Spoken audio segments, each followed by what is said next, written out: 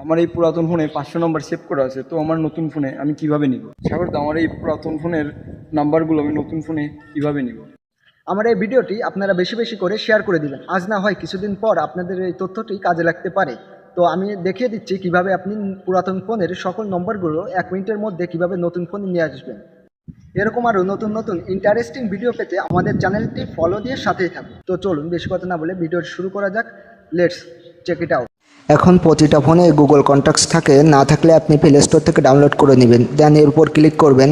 Click করার পর এখান থেকে আপনি সবগুলো নাম্বার সিলেক্ট করে নেবেন। তো আমার 389টি নাম্বার আছে, এখান থেকে শেয়ার অপশানে ক্লিক করলাম। কিছুক্ষণ লোড নেবে। লোড নেওয়ার পর আপনি আপনার নতুন ফোনের যে জিমেইল লোড নেওয়ার পর আপনার ফোনের যে নতুন জিমেইল, সেই জিমেইল নম্বরটা এখানে পাঠিয়ে দিবেন। এই যে জিমেইল দিয়ে দেন সেন্ড করে দিবেন। সেন্ড করার পর এখন আপনার নতুন ফোনে চলে যাবেন।